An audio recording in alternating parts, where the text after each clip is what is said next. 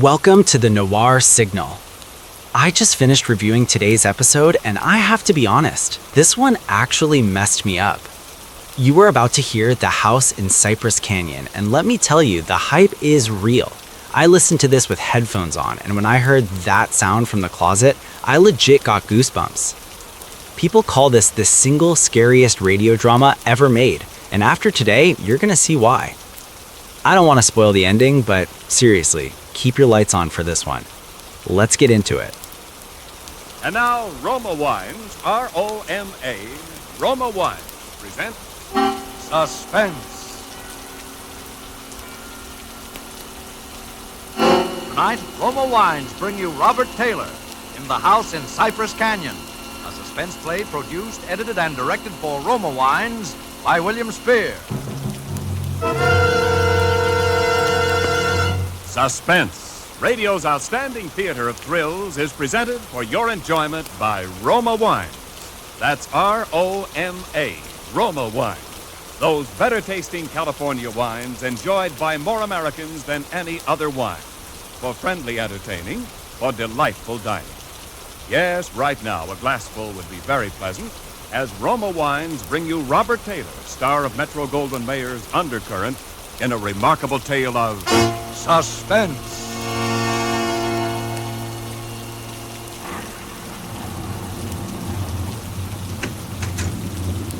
Merry Christmas, Jerry. How's the real estate business? Kind of early with your greeting, aren't you, Sam? Well, I gotta get them in sometime. I may not see you again until next Christmas.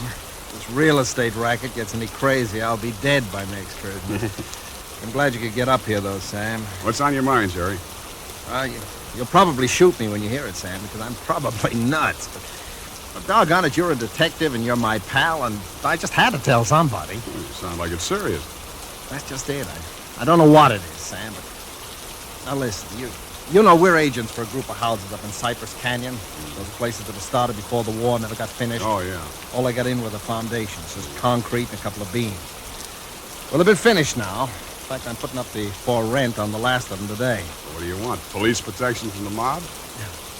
Listen, Sam, this house that I'm talking about, it's got a number now, 2256. Before, when the men went back to work on it about 3 months ago, well, they just started when the foreman on the job brought me a shoebox that he'd found up on a beam. And this box had a manuscript in it, a story, kind of, all written out. Yeah. Well, he gave me the thing. I read it. I didn't think much about it. I put it in my desk. But the other day, when I happened to drive by there, I saw the number on the house and what the house looked like. I thought of this manuscript. Well, I don't like it, that's all. There's something funny about it. What's funny about it? Well, mind you, this thing was found in an unfinished house in Cypress Canyon. House that was only just started building. All right. Well, listen, Sam, I want to read it to you if you've got the time, and you'll see what I mean. All right, shoot. Well, here's how it begins.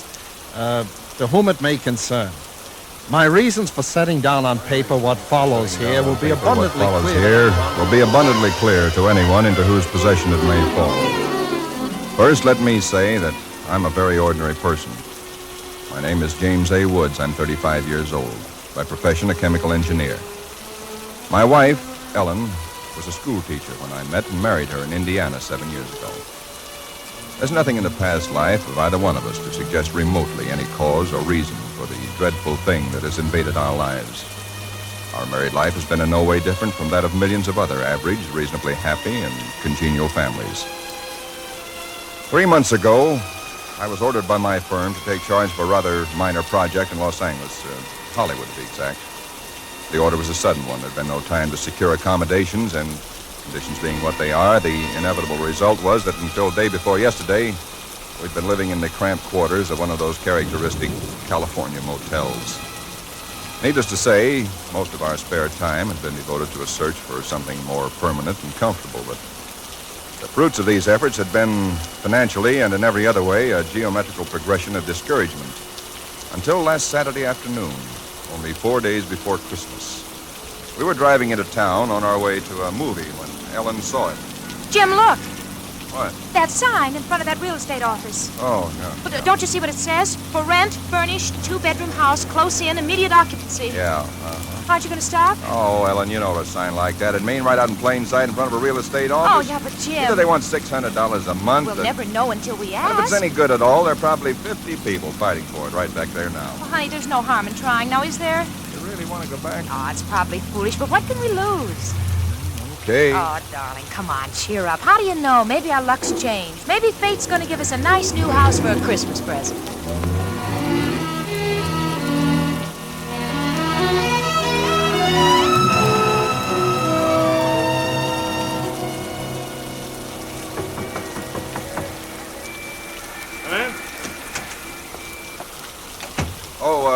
We're sorry to bother you, but we just happened to see that for rent sign outside. Oh, and, yeah, I hung it outside just this minute. Is the house available? Why, sure it is. Let me introduce myself. My name is James A. Woods, and this is my wife, Ellen. How to do? Wow. Looks like it's fixing to rain. Yes, so it does, doesn't it?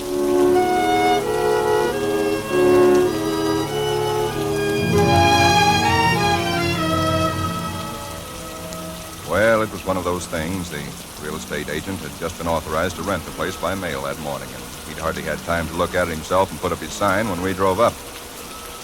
It was just an ordinary little California house about halfway up Cypress Canyon, number 2256. Just an ordinary, undistinguished little house. The agent didn't know much about it. Construction on it had been stopped by the war, and it had just been completed and furnished lately. It's been vacant while somebody's estate was being settled, and now it was owned by a bank in Sacramento. Of course, we didn't Got care this about key in the mail along with the authorization to rent. Only one there is. Of course, you can have duplicates made. Need to stick a little. No, there. Doesn't sound as though that door had ever been opened. Well, a little oil on the hinges and fix that up. Oh, sure. Now here's your living room. Furniture's a little dusty, of course. You gotta expect that. It's good furniture, though, you see? Handsome about it. Yes, honey. Now, over here's a little damp. Panel, you see? Radio, fireplace. Really a very attractive little room, particularly for a man. Uh-huh, yep. Now, the bedroom's off the living room. Everything's all on one floor. It's quite nice, I think. Yes. You can see you get the morning sun here. There's a view of the canyon from the windows. You got the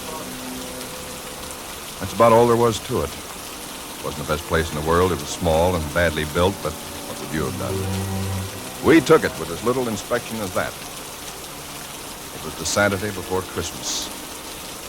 And the very same evening, we were struggling up the steps from the road with suitcases and boxes and armloads of clothes and all the endless bric-a-brac that people collect and never know they have until they move. Ellen began unpacking, and I began moving things around and taking the worst of the pictures off the wall, doing all the little things that everybody does when they move into a new place and try to give it something. Don't be such a sourpuss. You know, it's a roof over our heads for Christmas. That's more than we ever thought we'd get, isn't it? Now, what in the world are we going to do with those two pictures? Why don't we just leave them where they are? Jim, we can't. They're too awful. Oh, all right, put them in the closet then. I can't. Both the closets are jammed full. No, I mean the other one in the little alcove off the den. At least there's a door there. I suppose it's a closet. Yeah. That isn't a commentary on the housing problem, huh? A woman moving into a house without even knowing where all the closets are. Take the pictures down, will you, honey? Bring them in here. Okay. Guess you'll have to help me with this door. I can't get it open. Let me see it. Well, of course you can't, silly. It's locked. What are those keys we found on the desk? Here they are. No, not this one. Sure, this one won't work. Well, feels like an awful solid door for a closet. And that's one solid door in the house. This one won't do it either. Well, we'll just have to get a locksmith up here on Monday. I'll put the pictures behind the desk, okay? Yeah, all right.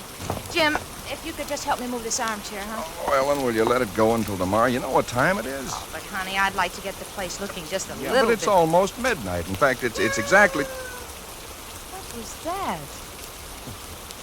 Tomcat, I guess, out in the brush somewhere. Sounded near. But that doesn't go on all night. Not much we can do about it. Come on, Ellen, I'm dead tired. All right. Where'd you put the toothpaste, honey? It's right in the medicine cabinet. Oh, yeah. Jim, we ought to get some firewood tomorrow. You know, a fire in that living room would make all the difference in the world. Can't. Sunday. Well, Monday then. Jim, I think red curtains are what we need, don't you? No, just at least for the living room. Anyway, the ones in there now have just got to come down. Yeah, I suppose they do. What do you think of red? Well, I guess it's all... Jim. Some tomcat. Jim. It sounded in the house. How could it be in the house, Ellen? We've been over every inch of the house. Except the closet. How could a cat or anything else be in the closet that's been locked up for over a year? I don't know. Probably under the house. A wildcat or mountain lion or something. I hear they have them in California. Jim, I don't like Well, it. neither do I like it, but there's nothing we can do about it tonight. Oh, maybe we ought to call somebody, the police or some don't neighbor. be silly, Ellen. You act like a kid. Come on, let's go to bed, huh? All right, I suppose it is silly. Jimmy, did you lock the door? Yeah. Can I turn out the lights now? Yeah. All right. Good night, Ellen. Sleep tight. Good night, Jim.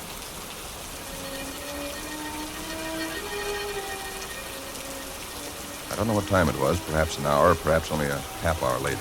My mind was in that hazy borderland between sleep and a dream that's still part of consciousness. Then I was awake. Ellen, are you all right? Yes. Nightmare or something? No. I heard it, too. Well, that didn't sound like any cat. Put on the light. Yeah. It seemed to be out there, Jim, in the house somewhere. I'm going to look into this. Jim, you be careful. Come on. Where's my shotgun? In the den, I think. Jim, What? there's something wet What? Where? running from under the closet door. Sticky. Hey, Ellen, don't touch it.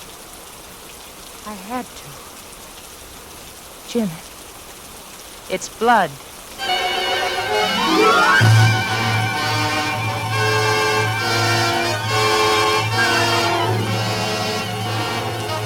For Suspense, Roma Wines are bringing you Robert Taylor in The House in Cypress Canyon. Roma Wines' presentation tonight in radio's outstanding theater of thrills, Suspense.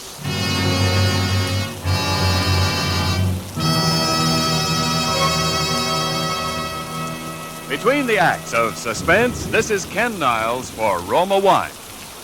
These days before Christmas are busy ones indeed, yet smart hostesses everywhere find time for shopping and distinguished home entertaining later. The secret? Magnificent Grand Estate wine. Presented by Roma, America's greatest vintner, Grand Estate wines add distinction to your hospitality on a moment's notice. Make your holiday welcome, effortless, and in perfect taste. The brilliant clarity, full fragrance, and mellow taste of Grand Estate wines please discriminating people everywhere. For Grand Estate wines, limited bottlings by Roma, are born of choicest grapes, then patiently guided to superb taste richness by Roma vintner skill, necessary time, and America's finest winemaking resources. Delight your guests with Grand Estate California wine. For entertaining, medium sherry, ruby port, or golden muscatel. For dining, Burgundy or Sauterne. So insist on Grand Estate wines and enjoy the crowning achievement of vintner skill. And now, Roma Wines bring back to our Hollywood soundstage Robert Taylor as James A. Woods, with Cathy Lewis as his wife Ellen, in The House in Cypress Canyon. A tale well calculated to keep you in suspense.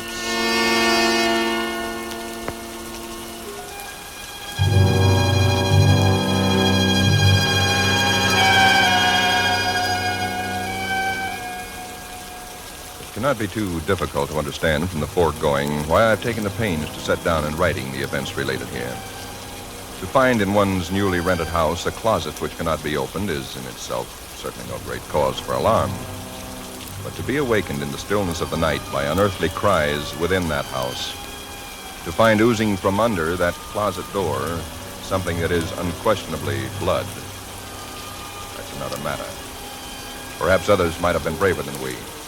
Suffice it only to say that we got out of the house in something very close to a panic, and only returned when we had the moral support of 2 stalwart Los Angeles policemen. You just moved in here, you say? That's right, officer. You can see we're still unpacking. And the place has been empty right along before that? Yeah, I don't know much about that part of it. You could check all that with the real estate agent, though. Well, where is this closet? Oh, it's right in here, officer. And the blood is... Where? Where's the blood? I swear to you, there was blood on the floor less than an hour ago. I saw it. Uh-huh. It was running out from under that door. We heard that noise, and we got up, and then we saw it. The door was locked. Locked, huh? Seems to be all right now. Hey, you folks aren't trying to be funny, are you? Isn't there anything in it? No, ma'am, there is not. Look, officer, we're reputable people. You can call my firm. They'll tell you all about me. There's nothing wrong with this closet. Walls are solid. No trapdoors. If you think I'm lying... I didn't say that, mister. Oh, you probably did hear some sort of a noise, and you got a little panicky, and, What about the blood? Got on my hand. It isn't there now, is it? Yes, Where? I feel it. Now, you folks just take it easy. You know, you're liable to hear all kinds of noises up in these canyons at night. You're from the east, you say? Yeah. I'm sorry, officer. Ah, that's all right, that's all right. If you have any real trouble, call on us anytime. All right. Well, good night. Good night. Good night. Hey, you ought to have this door fixed. That's enough to scare you. Yeah, we're going to have it fixed.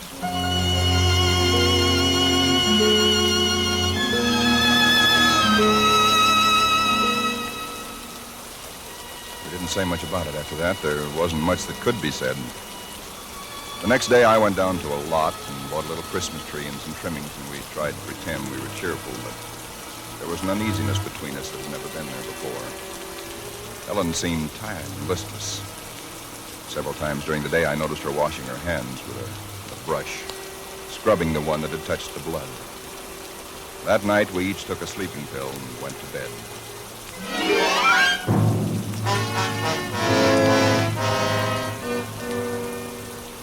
It was sometime after midnight when I was suddenly wide awake and staring into the darkness. In some way, I knew at once and instinctively what had awakened me. Ellen was not in her bed nor in the room. The nameless thing I feared gripped at my heart until I could scarcely breathe. I opened the bedroom door and started through the house, putting on every light that I could find. There was not much to search, but I searched thoroughly. The living room, the kitchen, bathroom, den, even the garage. And all the time, the dread of looking where I knew at last I must look. For I think I knew from the very first time where I'd find her. It must have been a full minute that I stood before that closet door. Then, I opened it. She stood there rigid, her arms at her sides, her fingers extended like claws. Her hair was over her face, her eyes stared out of it. Her lips were drawn back in a grin like an animal at bay. For a moment, I was frozen with the horror of it. I stretched out my hand.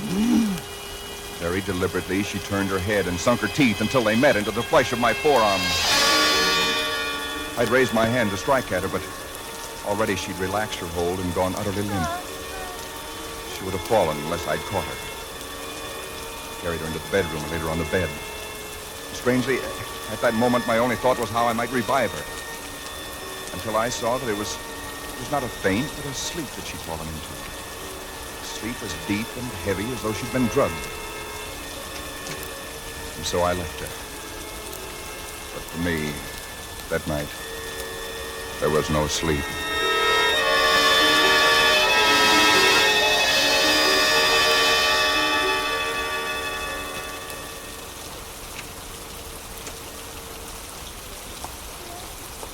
Yes, Ellen?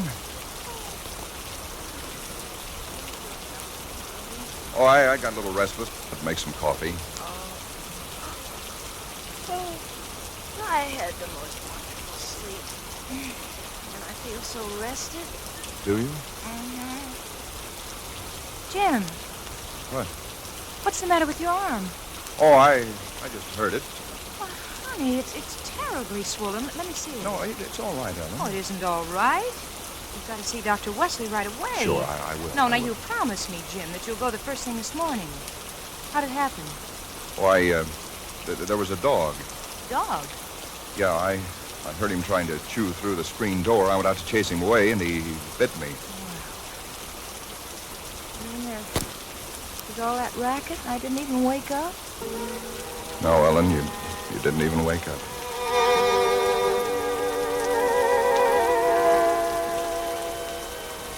It was clear to me that Ellen knew nothing of what had transpired the night before. I went to my office that morning and made a pretense of going over routine business, if only to restore my mind to some semblance of calm by the sight and sound of common, familiar things. The pain in my arm had become a persistent, dull throbbing. I made a late appointment with Dr. Wesley. He treated my arm with something of an arched eyebrow, and he said, Well, I've never seen anything quite like it before. That is such a rapid onset of infection.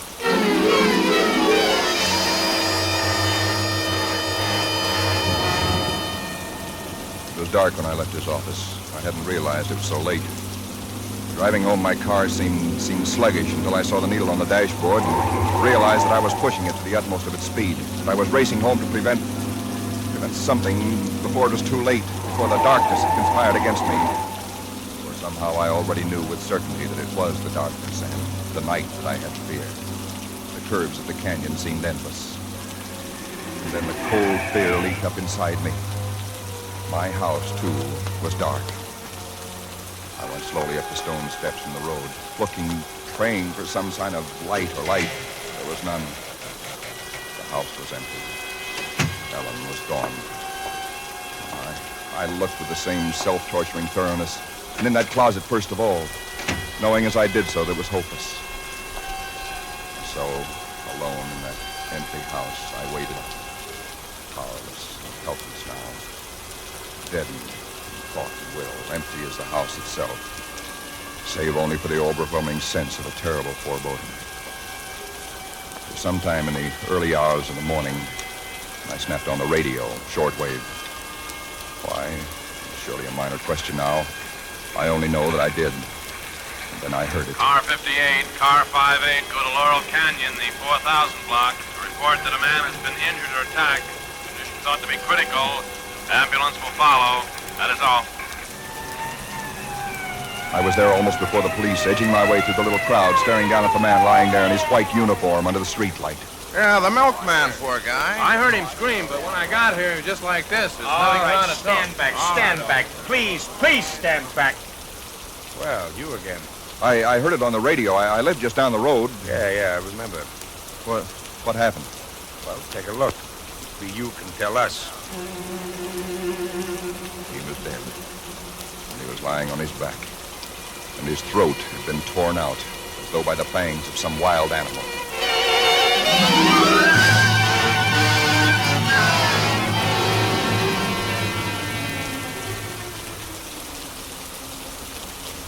It is now Christmas Eve, or rather Christmas morning, for it's a little after midnight. I've been waiting here in the stillness of this empty house for nearly 24 hours, waiting for the end. Already once tonight I've heard that dreadful wailing cry somewhere in the hills. I've nailed up the closet door, but that I know is childish, useless. My arm is horribly swollen and turning black, but that's nothing. It's another end that I foresee, as surely as other men foresee the rising of the sun. I hear the cry again. It's nearer now. I shall leave these notes in a sealed envelope and put it in a shoebox, in the hope that someone will give credence to these dark and terrible events, if indeed such nameless horrors can ever yield to mortal understanding. As for myself, I feel no longer any fear or even sorrow, only a desire that the end and the thing that I must do may come soon. And it will be soon, I know. Yes, for there is someone at the door.